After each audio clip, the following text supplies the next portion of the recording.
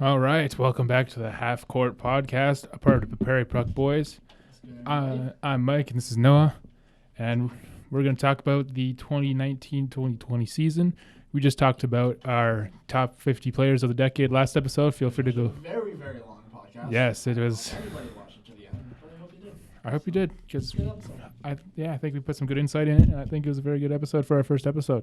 Very tough topic to talk about in our first one, Very, very tough topic. This one's going to be a little bit more low-key, I think. Just Yeah. talking about, opinions more. obviously, January 5th right now. We're going to be talking about 2020 moving forward, what we think, All-Star games coming up. The most surprising There's a few teams. other topics to cover once we get there, but so the first topic we want to talk about was the talk about some outlooks for 2020. So 2020 starting right now. Brand new decade, brand new year. There's going to be lots of stuff happening. So, Mike, did you want to start it off for us? Yeah. So my first prediction for this year, I don't know if we want to talk about the full decade or just this year. Let's just talk about this year. One of my main predictions for it is that I think that the Western Conference Finals, no, the Eastern Conference Finals, I think, right? That's the side of the Lakers and all them. That's bad that I don't know. The Western Conference? Okay. Yeah. Yeah.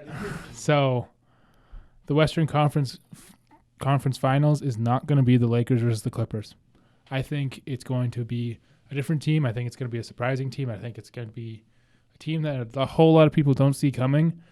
But I do think the Lakers or the Clippers, if it's injuries, if it's something like that, I think something's going to happen to make it so it's not those two teams. All right. I can definitely. What to do with which other team do you think?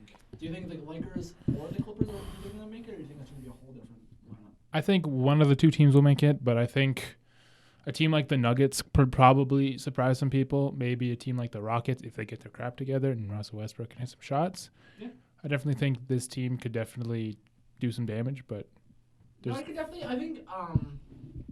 I would still say the Clippers and Lakers is probably going to be the Western Conference Final. The only thing that would put a wrench in that. I think the Clippers are almost a lock for it. I just think that team's too good. Just so much defense, so much offense put together, and just works so well together. I think the thing that could derail the Lakers, and we're going to talk about the Lakers a little later on, but this is the one thing right now, is I think injuries could derail them very easily. Obviously, Anthony Davis has been kind of fighting a whole bunch of just smaller injuries all season. If he goes down for an extended period of time, or obviously LeBron's getting up there in age, if something happens to him, and the Lakers are going to be without one of those two superstars, then I think that could totally derail their season, which is kind of scary to think about. But yeah, I think if nothing like that happens and both teams can stay healthy for the year, I think that's definitely the Western Conference team. I think the biggest thing that could affect the Lakers is their depth. I think if their whole entire team isn't on, I think that team could definitely lose a couple games to a team that has a lot of depth, like the Denver Nuggets, for example. Yeah, the Lakers are. I don't think it's a secret to say that they're definitely a top-heavy team, a lot of superstars, and then not really a whole lot outside of that. But what are you thinking? Since we're on this topic, what do you think the Eastern Conference? Where do you think their conference finals are going to stack up? I'm not talking about the NBA finals. Yeah. We'll get to that later. But just in terms of the conference finals, who do you see getting there? I can see it being the Milwaukee Bucks versus the Indiana Pacers. I think That's a hot take right there. I think Victor Oladipo is going to come back. I think he's going to still be the same player he was before the injury. And just with the firepower of Malcolm Brogdon still being there, I think this team's improved a lot. I think Sabonis and Turner have found a way to really mesh together as a front court, yeah. And I think this team has been very good, and I just think this team can compete with some of the better teams. I don't trust Ben Simmons. The Raptors are getting old. Who's the thing? Oladipo, yeah, he can shoot, but he's more of a guy who slashes. So let's say hypothetically they go up against the Sixers in the semifinal. I don't think Oladipo is going to be able to score against Embiid and Horford down low. That's true. Obviously, Ben Simmons being a 6'10" point guard, adds a lot of height to the team. There's an overall very tall team. But I think those twin towers down there with Horford and Embiid, anybody who Obviously, Antetokounmpo is a different story because he can kind of just bounce over anybody, and it doesn't really matter. It feels Yeah. like, but Oladipo is a guy who doesn't have that size, doesn't have that strength. But yeah, that'd be the only thing that would concern me about having the Pacers in the Eastern Conference Finals. My outlook, and it might be kind of a hot take. And I was actually talking with my brother about this a couple weeks ago. Is as a Laker fan too, I can see the Celtics get to the NBA Finals. I think if they can, in a world where they don't have to go up against the Sixers, like I think if they can finish on the opposite side of the bracket than the Sixers, the Bucks are going to be tough. But I think that obviously look back a couple of years to the Celtics team that made it to the Eastern Conference Finals without, was it Isaiah or was it Kyrie? Was it someone that Isaiah? I think it was without Kyrie. I think that was the beginning of. Well, I was gonna say that was Kyrie, but anyways, it doesn't really matter. They didn't have their star point guard, and they took LeBron in a pretty solid series. So the core of that team is still pretty much there. Obviously, they don't have Al Horford anymore, but I think Kemba Walker is just such a better leader than Kyrie. You look at what Kyrie's kind of doing with his whole injury situation in Brooklyn, which we can talk about later. But yeah, I think Kemba's just a naturally born leader. They got a bunch of young guys who are kind of coming into their own. Obviously Tatum, but Jaylen Brown as well has been really solid.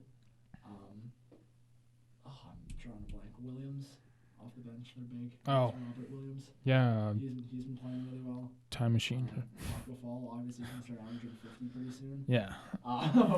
But I think they're a very well put together team. The only problem they have is they don't have a great center. And his Cantor is good. I don't think he's a starting quality center anymore, and especially with the East having a lot of solid centers right now. Bam Adebayo, Joel Embiid.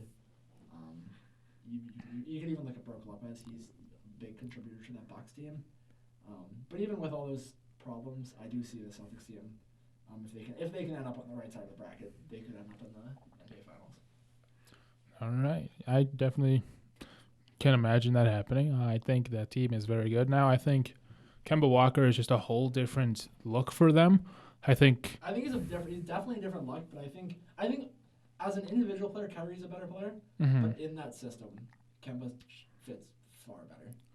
Well, that's the biggest thing, too. I think one of the big things that is the difference is that Kemba kind of doesn't demand the ball. Kemba just kind of flows in the offense.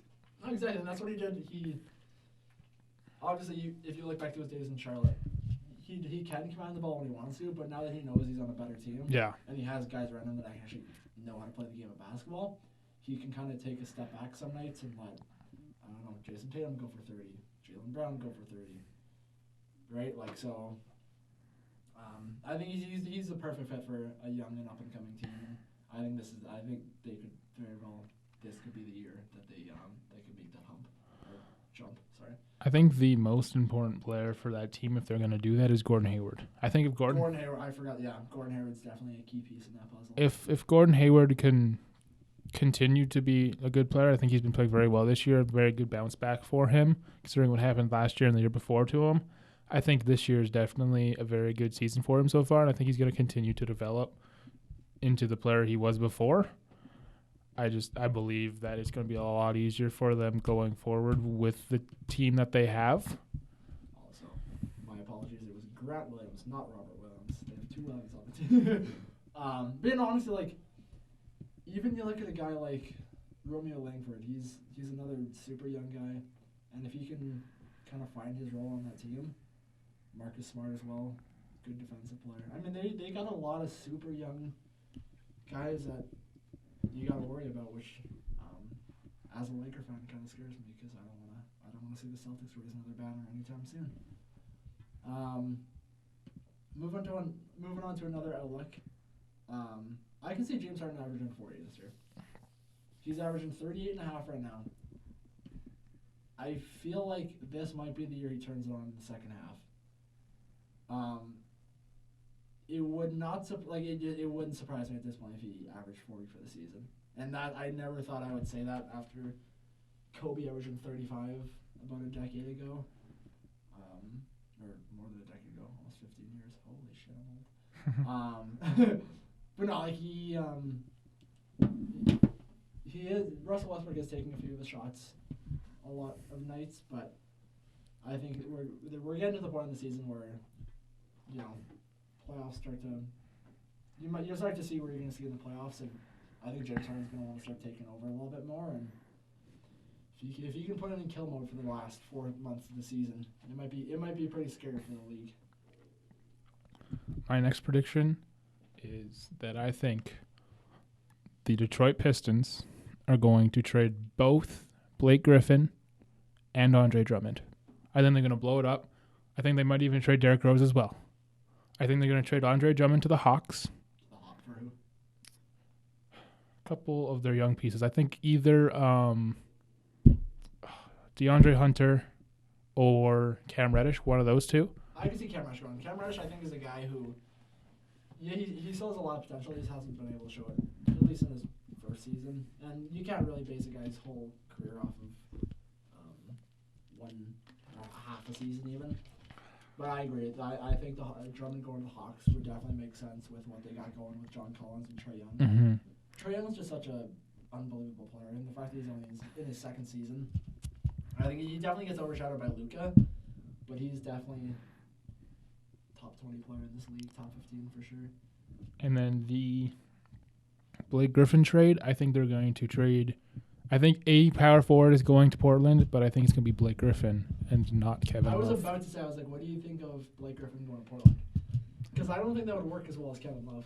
I like Kevin Love in that situation way more. I do too, but I think that's what's going to happen. I think the Pistons are going to put them out there, and then Portland's going to be like, oh, maybe we can get Blake Griffin. I think he's the bigger star right now. What I can see happening, actually, because I don't see that happening.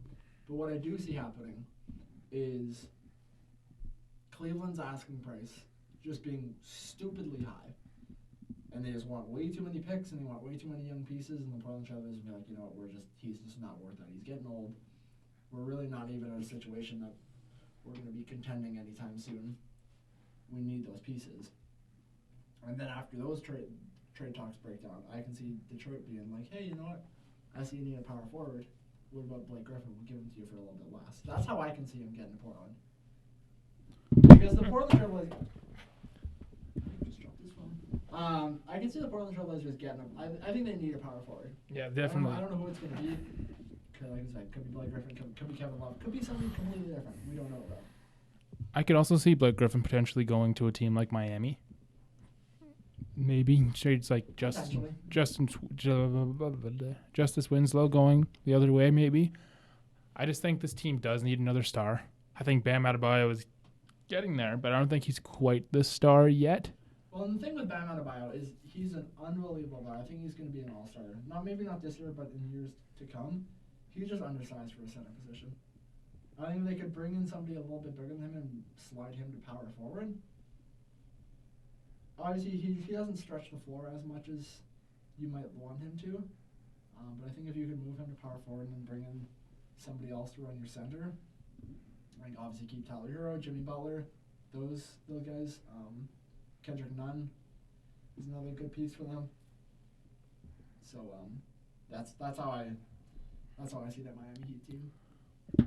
See, one thing I was going to predict was that Chris Paul was going to go to Miami, but I was thinking about it, and I was like, well, they have Kendrick Nunn. I'm sure they believe in him. I don't think they'll end up doing that deal. I don't think Chris Paul's going to get traded at all. I can see. I don't think he's going anywhere. I think OKC's the what's his name? I forget. It doesn't matter. I can see the front office of OKC being like, we got something going here. We got a ton of picks.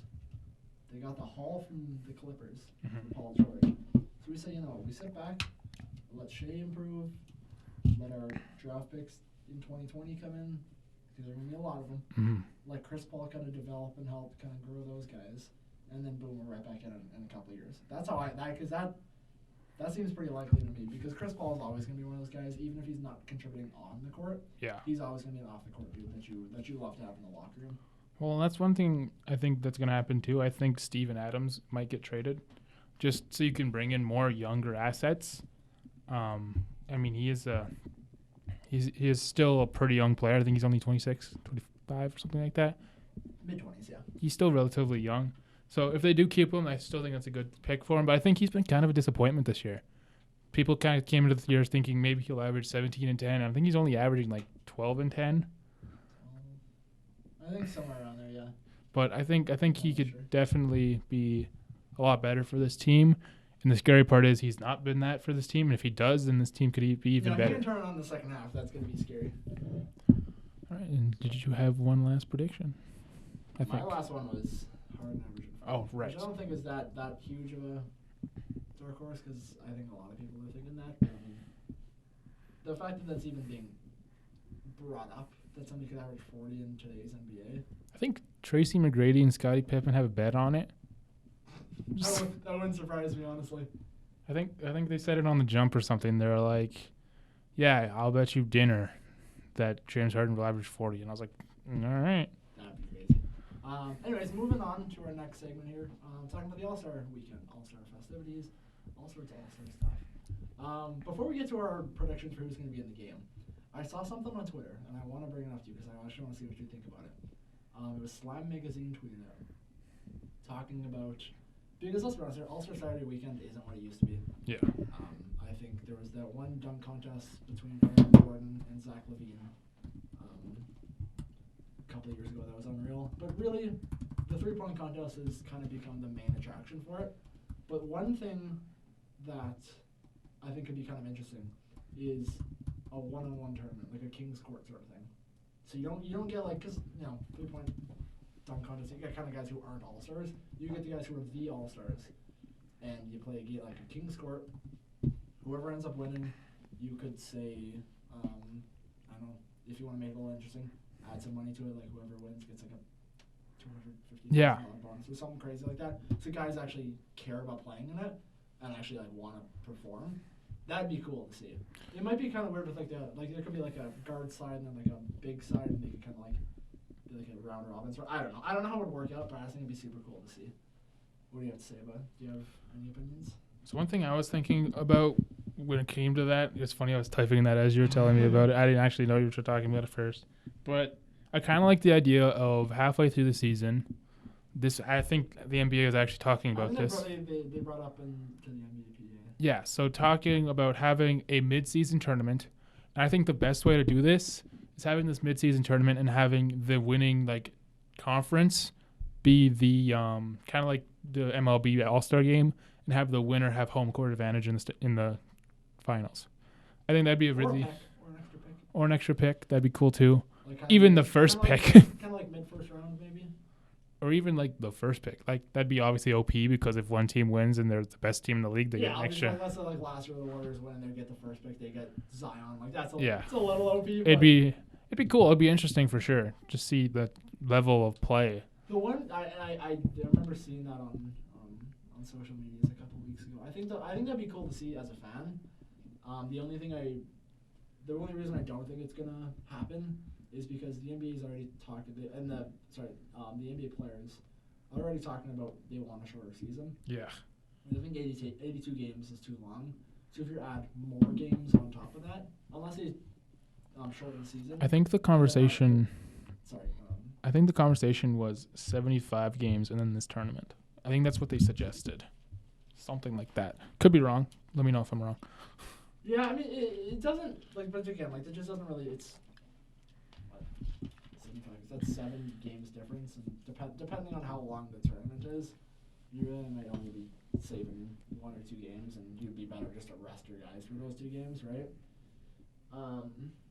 But I think it'd be cool to see. I just don't really see it happening. And the other reason I don't see it happening is if they shorten the season and they don't have as many games in this tournament, the owners are losing money. Yeah. And at the end of the day, as much as we love watching the games, as much as we love talking about the games, the NBA is there to make money. And I don't think the owners would sign off on something that makes them less money. But I guess we'll find out soon. I think it was the thing they were voting on this year or something like that. Yeah, something like that. I don't think they'll end up doing it, but it'd be fun. cool. It's fun to speculate, yeah. Just one more thing I wanted to do for outlooks for 2020. I think as a whole for the decade, I wanted to make a quick prediction. I think that the NBA is going to introduce 2 new teams by 2025. 2025. I think I can see a team being in Mexico City. I can see a team going to Seattle. So Seattle, absolutely. if Seattle can get a team back, that'd be fantastic. And then, honestly, it could be a very variety of team. It could be Kansas City. It could be Louisville. It could be... The only reason I say Mexico City is because they had a game there earlier in the season, and I think it went over unbelievably well. Yeah, it did. And so you already have some team, or you already have some teams, one team in Canada. So you have one team in Mexico. So it's kind of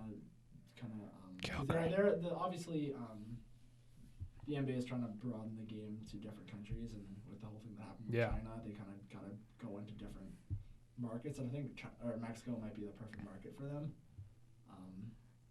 So again, I guess we'll find out. But again, I think if a team comes to It'll the be NBA, Seattle. it's going to be Seattle. I don't think you can. I don't think any fan of the NBA would be happy if they had a team that wasn't in Seattle. I actually wrote a story in September on Lethbridge Campus Media. Go check it out. Plug. That I that I believe that a team should come to Calgary. I wrote that as the Calgary Cows. I did write that. Calgary Cows. The Calgary Oh, Cows. I just remember the game we went to, that me and you went to. We didn't sit together because we got different seats. When was that? That was like 5 years ago now? I think so. Pretty long ago. That's crazy. And I thought the reception there was great. Have they gone back since? I don't remember. I don't think they have gone back since now. But I just think the reception they had there was great. I think it was 3 years ago because Norman Powell was like a second-year player, I think, or something. Anyway. It was a couple years ago. But yeah, I wrote that Calgary has definitely been a team, like a basketball growing city. I think we have the Flames, which I think the Flames are very good globally as a attendance team. Yeah, you can go read that story if you want to read it. But yeah, I just think that basketball needs another team in Canada. I think they should change it up, make it not Vancouver. And I think Calgary would be a nice spot for it. So I was actually just Googling the population of Vancouver right now, because as much as I would love to have a team in Calgary, I just don't think the market's big enough. Obviously, basketball is expanding quite rapidly in Canada right now, especially the fact that the Raptors just won the championship. I think most Canadians at least tuned in a little bit for that. But you looking at the population of Vancouver, who used to have a team, it's 2.4 million. I think Calgary's only like 1.3 or something. So that's 1 million people you're missing out on for a demographic, which even Vancouver wasn't really able to fill up their arena so much. So I think if it was like a LA Chargers from the NFL position, where they moved from San Diego, but they didn't have anywhere to go for a couple of years, so they kind of just like were in that like soccer stadium for their first couple of years in LA. So if a team was relocating but wasn't going to where they were relocating to begin with, I think Calgary might be an interesting place. But also the Saddle Domes is kind of a crapshoot right now, so we have to get funding for a new arena and all that stuff, and that's a can of worms I don't really want to open up right now. Well, in the story, I actually talk about how we were talking about having that soccer stadium being built here as well, in the Calgary Next thing they were planning on doing. So I thought it'd be cool if you made the soccer stadium as well as the being a multi-gymnasium type thing and having the basketball there as well. That'd be interesting. It's very. I would love to see it. It's a pipe dream. Not kind of what that happens though. Anyway, Anyways, moving back to the All-Star game, which we kind of took a bit of a detour there. I was gonna make my predictions for who I think was gonna start, but as of right now, the people who, at least for the Western Conference here, the votes that are top 2 for guards and top 3 for front court, I think are going to be the ones who end up in the All-Star starters. I think obviously LeBron's a lock, because at the end of the day, All-Star voting is just a popularity contest. But he also has the numbers to back it up. Yeah. Number 2, Anthony Davis. Again, he's a very popular player, but he also, again, has the numbers to back it up on an amazing team. Number 1 in the West. And then number 3, Kawhi Leonard. The team doesn't really have a true center, but that's kind of how All-Star games always go. There's not really a guy who's a center. I remember a couple of years ago when they first introduced just 3 front court guys. LeBron was the team center to start the game. So it doesn't really matter in the All-Star game, but obviously I think those 3 guys are the front runners, and they're up. Kawhi is the number 3 guy, and he's up on the number 4 guy by almost 500,000 votes right now. Yeah. So I think all 3 of those guys are locks. And same thing for the West guards. Luka, number 1. Luka's a monster. I love watching him. For sure. The fact that, again, he's a second-year guy is absurd. And then number 2, James Harden. As I mentioned before, might average 40 this year. So those are my Western Conference guys. I'm assuming yours aren't too much different. If they're all different. Yeah, no, I'm going to talk about the West. No, the East. East, yes. Why do I keep getting this mixed up right now? This never happens. Anyway, so for the East, Giannis Antetokounmpo is obviously a lock. Okay, am I talking about players I want or the popularity? Let's go who you think. Let's go, first of all, actually, you go back to West, you go, again, who you want to go in. I'll go who I want. Okay, let's go with who deserves it, not the popularity contest that's going on your screen right now. Okay, so for just starters. Okay, so the West, obviously Luka Doncic and James Harden. Both deserve it. Definitely, for sure. Let's also go who, if one of those 2 guys is injured, who do you think should be there? Dame, 100%. I think Dame would be the guard that would go in there. There's no Steph Curry this time around to stop it. I don't think Russ is having a good enough season to do it. Another underdog type player who could potentially do it is Devin Booker. I do hope he makes the All-Star game this year. I would love to see John Morant in the All-Star game. That'd be cool. He's not having that great of a season. He's probably going to end up winning Rookie of the Year. He should be in the dunk contest. He should. That would be sick. I think 2 guys that, for the West guards that could be injury replacements for the starters would be D'Angelo Russell. I think D'Angelo Russell, even though the Warriors are not very good right now, he's balling out. He's having a good year. And then obviously Damian Lillard. I fanboy over Damian Lillard during our last podcast. You can go and watch that if you would so please. But yeah, I think James Harden and Luka are just kind of the locks right now. And they both definitely deserve it. So yeah, just going back to the West. Obviously, I think ours are basically the exact same. Anthony Davis, LeBron. It's pretty easy. Obviously, if Kawhi gets hurt or anybody gets hurt, I think a player that can go into a forward position, definitely. Okay, who I want to make it. Who would you want? Not that they deserve it, but who would you love? Who would you love to see in that? Brandon Ingram as a starter.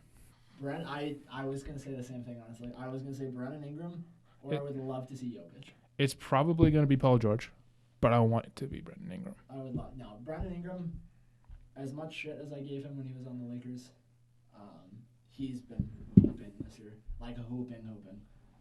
He's really, now that he's not under anybody's shadow, and obviously the spotlight of LA might have something to do with that, but now that he's kind of in a smaller market, and he's just kind of able to do his own thing, he's exploded onto the scene. I don't have his numbers off the top of my head right now, but he's averaging. Who? Brandon Ingram. I think he's averaging close to 20. 24.9, 6 and 3. Yeah, that's an all-star. That's an all-star if I've ever seen one. And another guy that I would love to see in the All-Star game, I don't think it's going to happen. I want to see Carmelo back in the All-Star game. I would love to see Melo back. I would like to see it. I don't personally think he deserves it. No, he doesn't. But same thing with Dwight Howard. He definitely don't deserve it. But I would just love to see, especially all the shit that Melo and Dwight Howard have been dealing with in the past couple of years. They've both been, I think they've probably both had low points in their lives over the past 2-3 years. I think that'd just be such a cool redemption story for both of them to see. That's just me. I don't know. Yeah. So yeah, let's move over to the East because we've been talking about the West a lot. For the first point guard, I think Trae Young is. Trae Young's a lock. He should be. 100% should be the guard. I think the second guard in the starting lineup should be Bradley Beal. He's not on a good team. He's averaging 27, 4 and 6. He's having a very good year. I think he's been underrated, and I think that people are going to overlook him because of his team. But I think he does deserve to be that starting shooting guard. So yeah, I'm honestly going with the other obvious pick being Kemba Walker. I think Kemba, as I had mentioned before, with the Celtics being so good, like he is the main driving force of that roster. I can also see Zach LaVine, honestly. Zach LaVine could be an Especially underdog. because he's in Chicago too, with him being there. That'd be poetic. I hope he comes back for the slam dunk contest in Chicago. That'd be pretty dope. That'd be wild. Bring out an MJ jersey. I wish that. Yeah, so I think Zach LaVine, he's having not a breakout year, but he's just been steadily improving over the past couple seasons. It's just a shame the Bulls don't really have anybody around him. But yeah, moving on to the front court, Giannis is not going to make it. Giannis sucks. Taco all the way. Taco Fall is going to make it. No, obviously Giannis is again another lock for the All-Star game. Spicy P should be there. Yeah, Spicy should be there. The only thing is that he's been injured lately, so let's see how much longer he's injured. People. If he doesn't come back soon, like maybe he might fall. But and the other thing, it's really a toss-up to me between the last one being Joel Embiid or Jimmy Butler. I think Jimmy Butler deserves it more. Jimmy Butler's just a dog, man. He does so much on both ends of the floor. The Miami team is so much better than anybody expected, and that has a lot to do with him and Bam. Yeah. But I think he's the kind of veteran leader of that team. And I think he deserves a lot more praise that he gets for that. Two players in the East I think should make it, who I want to make it, I should say. Spencer Dinwiddie. I was going to say him too. And Jaylen Brown. I want both of them to make it. I think both of them have been very good this season. And I think the fact that Jaylen Brown's been able to do it so well on both sides of the floor and be on a team that he really is the third option on this team. Jason Tatum's the second. He's the third. Absolutely. And just the fact that the Celtics have three players averaging over 20 points per game. Kemba's averaging 22. Jason Tatum's averaging 21. And Jaylen Brown's averaging 20. Like, just the fact that they have that three-headed monster right now could very much help your pick of them going to the finals. That's exactly what I'm saying. But speaking of Spencer Dinwiddie, he's been kind of the guy who's been carrying that ship. I mean, obviously with KD not playing this year, Kyrie has been out for a long stretch. He's only played 11 games or something. We're going to get to that in a little bit here, because I got some thoughts about that. But Spencer Dinwiddie's just been the man for that team. I don't think anybody really thought, and he got off to a rough start to the season too. It's really only after kind of Kyrie got injured, he's kind of turned the season around, and he's really turned the season around. So I think he definitely deserves to be an All-Star this year. Let's see. Let's just look down this list here. Who else deserves to be an All-Star? Oh, Steph Curry, 20 points in 4 games. Yeah, the fact that Steph Curry is 4th and All-Star voting for West guards just shows that it's a popularity contest, and I'm glad they changed it from a couple of years ago where it was just the fan vote. Now the players and the GMs and coaches get to have a bit of a say in it too. It's almost as much as the fans. It's really nice because you'd have guys, again, Taco Fall is number 6 for front court guards. Alex Caruso is number 8 for Western Conference guards. It really is a popularity contest at the end of the day. So I'm glad they did change it so you do get the best players playing in the most fun game of the year, I'd say. I think the most entertaining person who could potentially make this All-Star game and just the best story to make it, Devontae Graham. The fact I was going to say story Derrick Rose. That If we're talking about pure story, Devontae Graham has been is on unreal. a fantasy basketball team. He's been I unreal. love him, and he's been a beast. But in terms of actual, like in terms of pure story, yes, Devontae Graham has had a great story. But I mean, everybody knows Derrick Rose's story. The ACL tear, the kind of years of not mediocrity, I'd say, but not what people thought he was going to be at that point in his career, and where he's at now. You can't help but smile when you look at the man play, and he's showing some bursts of what he used to be, and his athleticism looks to be coming back a little bit. Yeah. It's fun to watch. I love watching him play. But as you're gonna say about Devontae Graham, I think I have 2 players who I think have been very underrated this season. I think Devontae is one of them. I think he's been a definite sleeper pick for most improved player. Fortunately, Brandon Ingram decided to go absolutely off. We'll talk about that more later. Crazy. We'll talk about that a little bit more later. But Evan Fournier has been Fournier has been another guy, yeah. He's been unreal this season. He's averaging 19 points on 45% shooting, 40% from three. Like, he's been absolutely unreal. I didn't realize you were shooting that well from three. He's been absolutely unreal for this Magic team.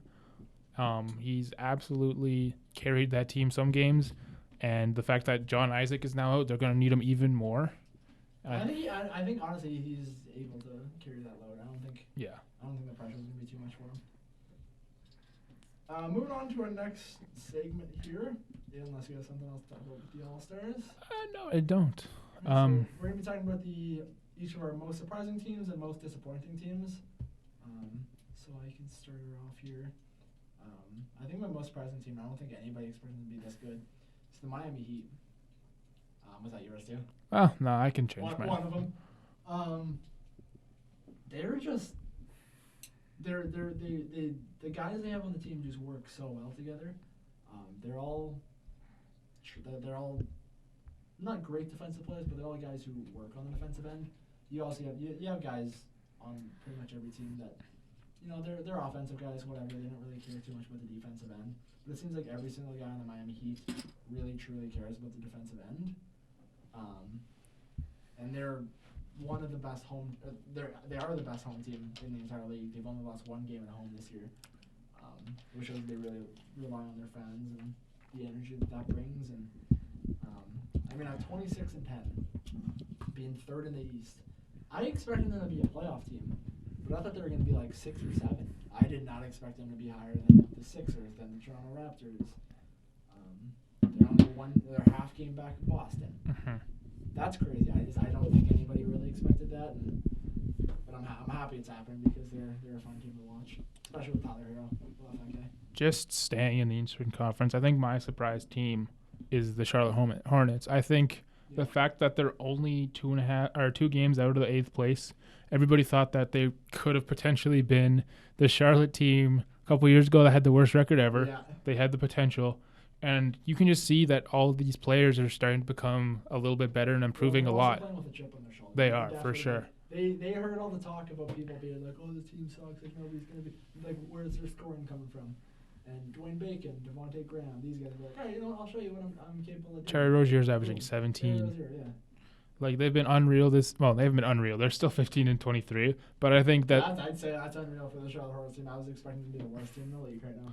like this team has been absolutely unreal.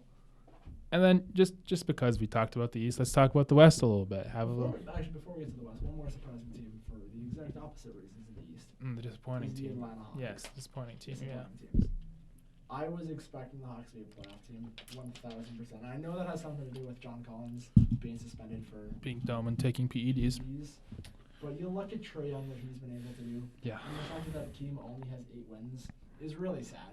Well, I think he's been putting the weight on his shoulders, Yeah. and they have not been able to do anything for him. Well, I think one of the big reasons we all hyped them so much is I think we were expecting a lot more from Cam Reddish. Somehow, he's still averaging like 11 points a game. Somehow, I looked at his stats the other day. I think it's 11 points a game or something like that. But like this team has not been amazing so far this season. Same thing with DeAndre Hunter. He's been good on the defensive side of the floor, but I just feel like he should do so much more on the offensive side. Yeah. Like they do have a really, really nice young core with Trae Young, obviously, John Collins, Kevin Huerter. Kevin Huerter has been disappointing too. Okay. Considering how he played last season, like I don't see them writing him off. Like I think it might be a slump year, which I'm like obviously everybody has those, but I think he's gonna be able to turn it around. They just gotta get some guys off the books, I think. Yeah, Cam Reddish has had a couple bad games here. He's now down to 8 points a game. So I think that is definitely one of the. But that's what we were talking about earlier. It's like you can't really base a guy's whole career off of his rookie year. Yeah. There's been, you look at Steph Curry.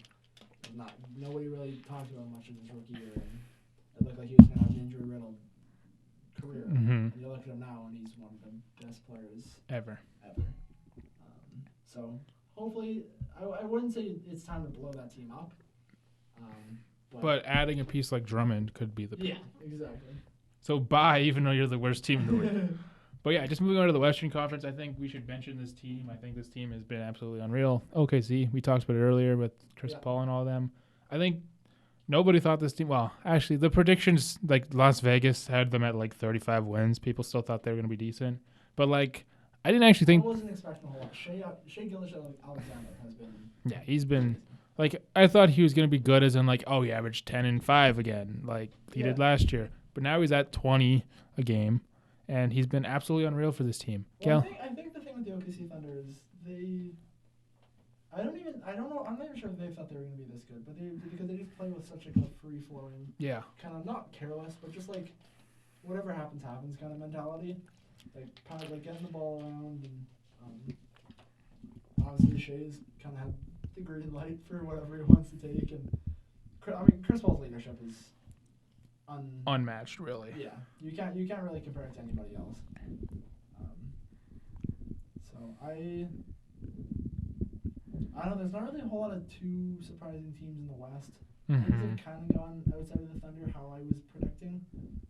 There's been a few disappointing teams, which we'll get to in a second here. But yeah, I mean, the teams that we thought were going to be good, like the Lakers, Clippers, Rockets, Nuggets, like those types of teams, have been good, and those are the top 4 teams of the conference. So, moving on to disappointing teams. I actually have a couple. Me too, so we can talk about all of them. First of all being, this one's not as disappointing because obviously injuries have kind of killed them. It's the Golden State Warriors. Yeah, it's not exactly their fault, though. Yeah, it's not exactly their fault, but I think if you had said to me in the summer, hey, on January 5th, the Warriors are only going to have 9 wins, I'd have been like, are you crazy? Like, there's just no way. And again, it's not really their fault. They've had some other younger guys like Pascal kind of come into their own that we didn't really think Ty Bowman. do much, yeah. It's kind of, not that I'm sad. Or Ty Bowman, I guess. But, yeah, so that's one of my disappointing teams. I'm going to go with a team that might surprise people. I'm going to go with the Chicago Bulls. I think this team had a lot of potential coming into this year. They just signed Thaddeus Young. I mean, it's not the greatest pickup of all time. They picked up Kobe White and Kobe. But I thought Thaddeus Young was going to be a good compliment piece, honestly. And they picked up Kobe White, which I thought he was going to be a dark horse rookie of the year. I mean, he's been good, but I just think that it's time for them to start him over Satoransky. We all thought Larry Markkinen was going to step up to the plate and be good and average 20. He hasn't been. Wendell Carter Jr. has been a great piece for them so far this year. I really like the way he's been playing. As we mentioned earlier, Zach LaVine he's been good. He hasn't been as consistent as he was last year. And I think that's the biggest issue that he's been that they've been having this year is their consistency. One game they can beat like the Utah Jazz, and then the next game they lose to the Hornets. Yeah. I say Hornets. They haven't been bad this year. It's a mix. Yeah, no, it's really a mixed bag. Is that all you got for the Chicago Bulls? That's all I got for the Chicago Bulls. All right, well, shifting back over to the Western Conference. Not a team that's super terrible. I do think a lot of people thought they were going to be a lot better than they actually are. It's the Portland Trailblazers. I think everybody thought they were going to be at least in the playoffs by this point. Granted, they're only half a game out, but it feels like they should be a lot farther out than half game. They're 7 games below 500.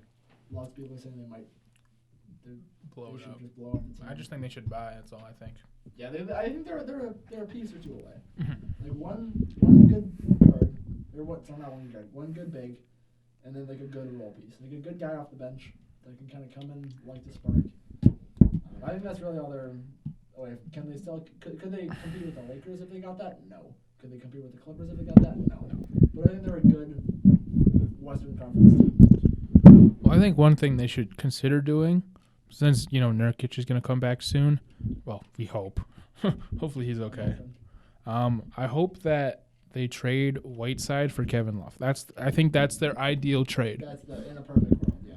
Because Whiteside's been unbelievable. He's proving his worth, so that could be enticing to the Cavs. They trade away Tristan Thompson. They bring in Whiteside as well. Yeah. I think that would be a huge pickup for them. Another disappointing team for me in the West, the Sacramento Kings. I think this team coming in, a lot of people thought they were going to surprise people again. But that's another team I thought was going to be not in the playoffs, but like the 9th or 10th seed. I don't think anybody predicted they'd be the 13th seed. Well, the thing with them is I think they got all these new pieces like Dwayne Dedman and stuff like that. We can talk about Dwayne a little bit later if you would like, about how he's requested a trade. And the fact that they brought all these pieces in and they haven't meshed. Also, the fact that Marvin Bagley went down early in the season also has a little bit to do with it. I think a big thing that has to do with the Kings not being honestly coaching. Yeah. I don't think Luke Walton is the right coach for what they need to be High doing. octane, fast offense, yeah. Like when you got Darren Fox on your team, you should be, as soon as you get the ball, you should be up the floor. Like you should just be like fast breaking every single time you possibly can. Luke Walton's kind of been slowing them down a little bit. And I think that's kind of been holding Fox back. It's been a beneficiary for Buddy Hield, but has not been. Yeah. There's some guys who are working well in it, but the guys who I think you want to work well in a system for the team aren't working well in it. So the last team that I think has been a disappointment, there's actually a lot of teams in the West that have been disappointing, it seems. The last one for me is the New Orleans Pelicans. Yeah. I thought, obviously, Ingram's made the jump. I think Yeah. he's a bona fide star in this league. Lonzo's starting to play a little bit better. Lonzo's Lonzo.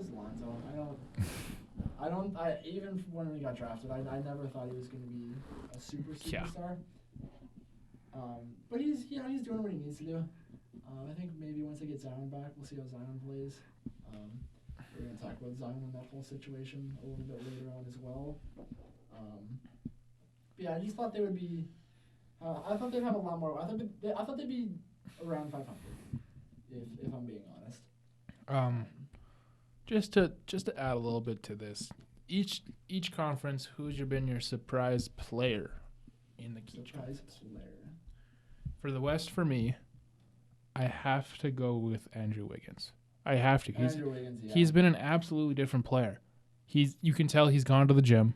You could tell he's really realized that, I can be a passer. And he's another guy who I think heard the criticism about him. Yeah. And said, all right, I'll show you what I can do. Yeah, like I think a lot of people coming into this year were like, this is Andrew Wiggins' last chance to show who he is, and he's showing it. To be fair, it's a smaller clip. It's only been 25-ish, 30 games for him. He's been hurt lately, but he definitely has showed it so far at the quarterway of the season. Yeah. I feel like mine might be a little bit of a cop-out. It's Luka Doncic. I don't think anybody expected him to be this good. No, I think people expected like 22, maybe 23. I think people expected him to still be good, but nobody thought he was going to be averaging what he's averaging right now. Like, he's 22. How in the world are you 22 and you're lighting dudes up on a nightly basis consistently? You know what I'm confused about? How the fact that people haven't saw Luka and then gone to play in Spain. Like, you saw what he did for Real Madrid, and you didn't go over there and played for, like, a team in Spain for your development years. Like, that's what LaMelo could have done. He could have got development there, played against some pro players. I think I just feel like there's, like, a stigma or something around that in the NBA. It's like, in the early to mid-2000s, there was a lot of European guys being drafted, like Darko Milicic, Andre Bargnani. They kind of ended up being busts. Mm-hmm. So there's been this whole stigma around, like, European players, just the way they play over there and not being able to translate to today's modern NBA. Yeah. But I think that's all but shattered. Yeah. I mean, Luka's obviously the one that comes to mind, but there's others that Mark Powell. Yeah, no, exactly. Manu. Tony Parker. So there's guys that have kind of broken that stereotype, but I think guys are just still afraid to try it. And I think that's what's cool about LaMelo and RJ Hampton going to Australia, like not going to that NCAA kind of cog. Yeah, so Luka's a beast. Now shifting over to my Eastern Conference, my most surprising player in the East. I'm gonna have to go with Markelle Fultz. I think not a lot of people thought he was gonna be anything with this team. I think a lot of people thought that he was gonna be a bench player who maybe averaged 5 points a game.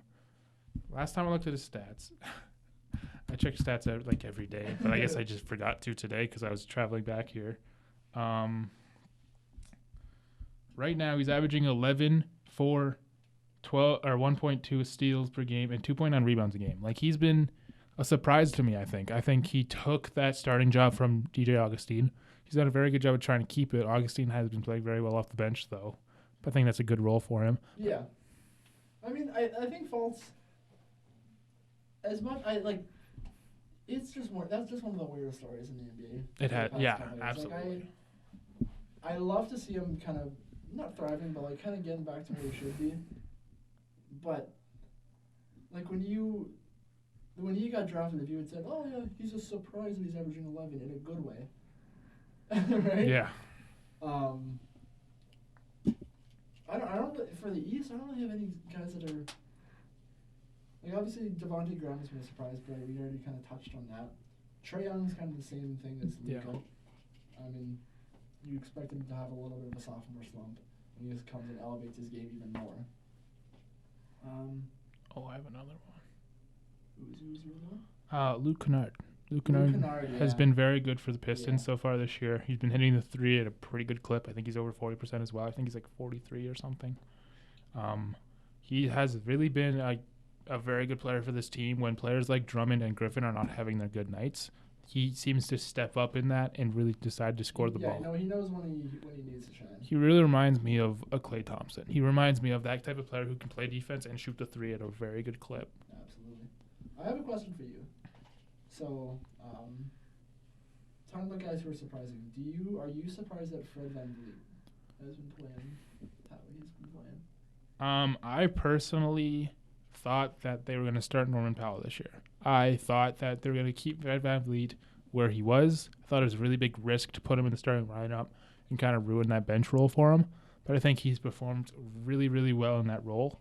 I think they actually shifted Kyle to the shooting guard and made him the point guard. Yeah. Because when the season first started, he was playing the shooting guard, and I was like, a 6'1" shooting guard. That's which is why I thought it was. That's why I thought it was a little weird and risky. Yeah. But he's done a very good job. He scores the ball well. He's playing great defense. He's kind of learning from Kyle in a way that I really like. He's really showing that he can do what Kyle can do, and really show that once Kyle leaves, we're in great hands. Yeah. Well, I mean, him and Siakam and a few of the other younger Raptors guys, like I think even though Kawhi's gone and Kyle Lowry's getting up there in age, I think they're in good hands for the future. Alrighty, moving on to our award race predictions. We kind of talked about a little bit for some of them, but talking about obviously the most important one, the one that everybody cares about, the MVP. I really think it's a 3-horse race at this point between Giannis, Luka, and James Harden. You could really make the case for any of them. As much as I want to say Luka, just because I think he's the most fun to watch, I think it's still Giannis. I think Giannis is just the most dominant player, and he can get to his spot on the block. He can grab rebounds. He's a good defensive player because of his reach. I think he's kind of the. I'm gonna go with a little surprise. I'm going to go with Anthony Davis. Anthony Davis, that's what I like to hear. I think that after the All-Star break, Anthony Davis is going to play a lot better. I think he's going to average at least 30 points a game. That's again if he doesn't get hurt. He has been injury prone for his career. Shattered. But yeah, he's definitely, I think he's going to really play a lot better than he is right now. That 43-point game against the Pelicans the other day, I think is just the beginning for him. I think he's going to keep going. And I think the Lakers are top three, going to be the top three in their conference. And I think that's one of the criteria for making the MVP award. Luka's not going to make it. Harden's not going to be in the top four. I can see the Rockets being top three, top four. Well, I think Utah's going to keep going, though. So I think Utah's going to be top three with the Clippers and the Lakers. But I just think that the fact that someone on the Lakers could potentially win it, I think is going to be Davis over top of LeBron. And I think that it's time for people to say that LeBron is the second option. I think the thing with LeBron is, like, people have just known that what he's able to do for such a long time. I'm not saying people are over it, but like, oh yeah, he just dropped 30 again, or he's just like, oh, he just had a triple double, or because it just becomes so mundane that he's just been doing it for so long. I don't even think even if he was having the best season of his career, I don't even think he'd get it just to begin with. Well, for me, I think the media has been, pardon my language, sucking his dick for so long. it gets annoying because like ESPN, every single chance they get, oh, LeBron this, LeBron that, LeBron did this. Look, LeBron took a step. LeBron's son hit a layup. Hey guys, LeBron woke up this morning. But yeah, I think Anthony Davis, surprise pick there, but that's what I like. All right, I like it. So next would be Rookie of the Year. Rookie of the year. I'm just trying to go in NBA 2K order. I think we can agree. John Morant. Yeah, as of right now, I think it's late. I think it's too late for Zion. unless Zion comes in and averages like 25 a game, which is not going to happen, John Morant. Yeah. Honorable mention, Kendrick Nunn. Yeah. Six man. Lou Will again. I think it's got to be Lou Will. It's got to be Lou Will. I don't know who else you could give it to. I think Spencer Dinwiddie, when Kyrie comes back, is going to go back to the bench. I can see him starting shooting guard. I hope they do that, but Karis LeVert. They're going to start Karis over him. Yeah, but I think if you were... But I think the... because at this one, we don't really know how long Kyrie's going to be out for. True. So But- I think he's still like a month or two away from that, and I think by that point, Spencer Dinwiddie's already started too many games. I guess realistically, who are the candidates right now? Lou Will, Montrezl Harrell. Yeah. Yeah, that's really... the fact they're both on the same team. Like, one was the seventh man. Like Eric Gordon starts now, I think. He won it a couple years ago. Yeah. Now he starts. Jamal Crawford's out of a job.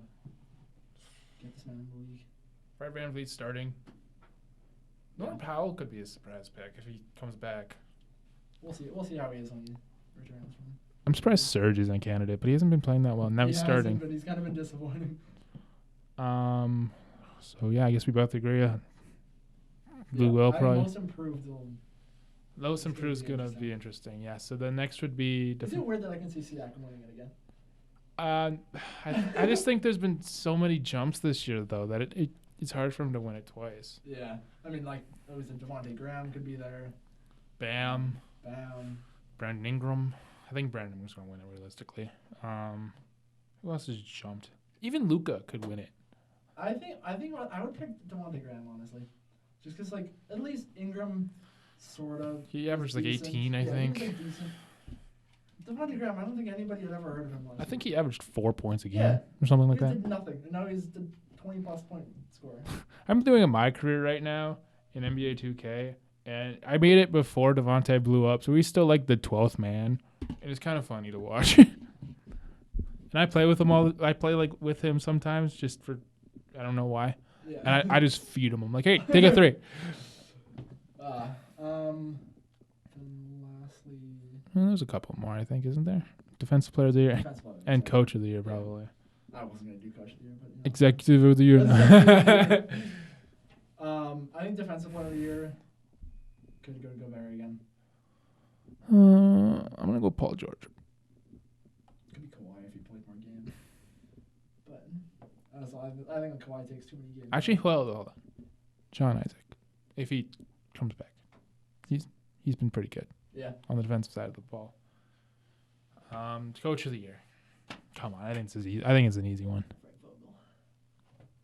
Frank Vogel. Eric Spoelstra. Frank Vogel. They always give it to the best team in the league, bro. Eric Spoelstra. Eric Spoelstra, if they didn't give it to the best team in the league, but usually they give it to like one of the best teams in the league. Frank Vogel. Tell me I'm wrong. They gave it to Doc last year. They were Yeah, 7th true. seed. All right, I'll give it to you, Eric Spoelstra. Eric Spoelstra. Whatever.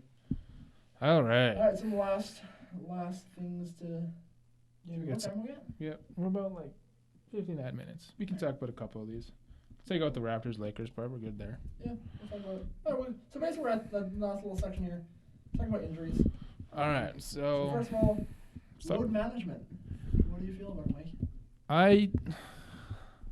I feel a little bit weird about it. I feel like resting should be in the NBA, but at the same time, I feel like if a player can play, I feel like he should play. I feel like you are ruining it for some fans, in my opinion. I think the fact that so many people come to watch Kawhi Leonard play basketball and then he sits for the game kind of ruins some things. And honestly, I think that's one of the reasons why NBA stock could go down in the future So because here's the thing. I agree with you on that. But the thing, like playing devil's advocate, is Kawhi did the same thing with the Raptors last year, And we won a championship. and he won a championship because he was healthy, he was rested, he was 100% for the playoffs. Well, like the first round, then he like tore his quad or some shit, and You compare that to James Harden. Played the whole He's year. 82. He plays hard every single game, and it feels like every single year he's just gassed by the playoffs. So I think I as a fan, from a fan's perspective, I can see where you're coming from. Being like you want to watch your favorite players play night in, night out, whether that be live, whether you're paying live, whether you're watching on TV. And you paid for NBA League Pass. Yeah, any of that sort of stuff. But I think from an athletic and from like a business and like health perspective, I do think it makes sense. I think a better way to do it would just be shorten the schedule. Yeah. And again, as we talked about, there's a whole lot of factors that go into that. Yeah. So, yeah. Do you have any other things you want to talk about with that? Opposite of load management. Yeah, there's two other. We got two other things on our little document here. Both talking about injuries. First one being talking about Kyrie. What the hell is happening? I think the problem that I have with Kyrie and what he's doing with his injury, it's like, yes, obviously he's injured. You have every right to be injured. Yeah. But there's been almost zero communication outside of the press conference he had a couple days ago. And even that was a little foggy between the team, him, and the fans. I think Brooklyn Nets fans have every right to be mad right now with how the team's dealing with the situation. Is because if they said, hey, he's got something happening in the shoulder, here's what's happening, here's how we're fixing it, here's a timetable. They'd be more, or even if they didn't give a timetable, he's like, here's what we're doing to fix it, he might be out for a while, we're trying our best. But they've just been so quiet on what, and we only really found out that it was like a infection sort of thing happening in the shoulder a couple days ago. And before that, nobody had any idea. The Nets actually denied that that's what was happening. And that's crazy. Like, again, go back to the fans. It's like, you want to see these guys play, like, right? Like, if you're healthy. If you're not, tell us why. Yeah. So I think that's just it's a little ridiculous. Well, that was the same thing with Kevin Durant, too. It was last year in the finals. It was like, well, he's going to play or not. Like, there was no communication. Steve Kerr would just come up and say, maybe he'll play, maybe he won't. And then eventually he plays and he hurts himself again. He hurts himself even further, yeah. Because it doesn't matter how much they say that it didn't, like, his previous injury didn't affect. I think it did. Achilles. It 100% did. There's no world that didn't affect it. Like, there's absolutely no way. There's got to be some other way to really. Yeah, like the muscle, like there's got to be like the muscles, like the fatigue because of it, and not like put more strain on the Achilles or something like that. Obviously, I'm not a doctor, so I don't know these things. Yeah. But something had to. It was too close to where he got injured the first time. Not to mention he had ice bags on it like before the game. Yeah. So I don't lie about your injuries, really. Yeah. You're like, the reason why you guys are millionaires is because the fans watch, so just let the fans know what you guys are doing. And the last thing I want to talk about, I'm not sure if Mike has anything else that he wants to bring up. Talking about Zion. Zion, the thing that keeps Sports Center running. So, you can go first. You brought up the topic. I think at this point, they should shut him down for the year. That's what I was thinking, too. I don't see any reason why they should play him. He's a very, very valuable asset to that team in terms of the actual performance of the team, the business of the team, the image of the team, everything. You lose AD, you get Zion. That's a perfect replacement, for New Orleans. So I don't think they should risk anything and just kind of let him get right. Even if he says he's 100%, which he says he is, I wouldn't believe him. I'd say, you know what, we're going to keep you. You can practice, you can figure everything out, right? And get him 110% for the start of next year and let him go off. Because he's going to eat the league when he comes in. But I don't want him to eat the league for 5 games, get injured again, and then we have to wait another year and a half to see him. Yeah, because that's what I'm thinking too. Because there's the reports out there that they're helping him run differently. I saw a report. They're reteaching him how to walk. And I was laughing. Reteach him how to walk. They should not be playing basketball. First of all, I was laughing my ass off when I saw the post. I was like, what?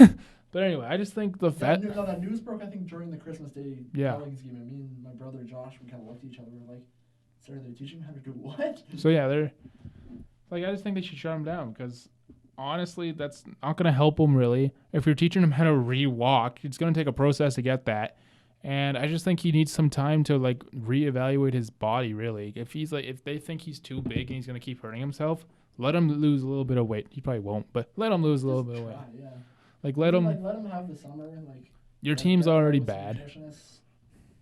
Your team's already pretty bad. You trade Drew Holiday at the deadline, get some assets. Get a couple more picks. Yeah.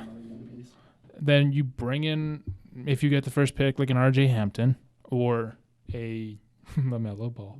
Actually, no. Bring in James Wisewood.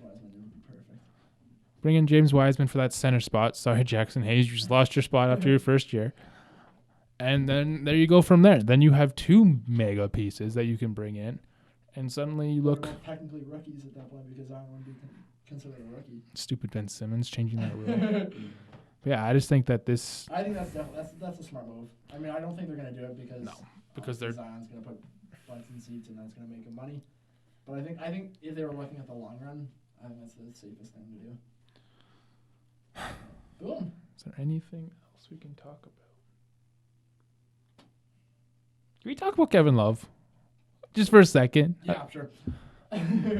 So, first, he screams at the coach. GM and coach, probably. The coach is probably there. Just everybody. Screams at them. Then he... Had a Jimmy Butler moment. Then he basically screamed at Colin Sexton to give him the damn ball and then threw it as hard as he could at his teammate. And then later that same night, he makes an Instagram post saying that it's all lies and that he loves everybody in the Cavs organization. He wants to stay. Pardon my language. I call bullshit on that. It was 100% a PR move. Yeah, there's somebody told him to do that. He did not write that himself. Somebody wrote that out, tweeted on his phone. And all of his comments are him just saying, "Oh yeah, I love you, my guy." Like, yeah, like it's words may one thing, but you look at his body language on the court, and that man is not happy. He's not happy. Situation. That man needs to be freed. Like, he needs to be traded immediately to Portland for Hassan Whiteside right now. Yeah, make it happen. And I just think that this team just needs to go full tank mode. Try to get James Wiseman, get a center for the future. I say James Wiseman again. He's a good player. He's gonna be something special for sure. Even though he's not playing college, I think that was a smart decision for him actually. Very smart, yeah. Because first of all, no, they said no to him. They said no to the best player who's gonna put butts in seats that he can't play.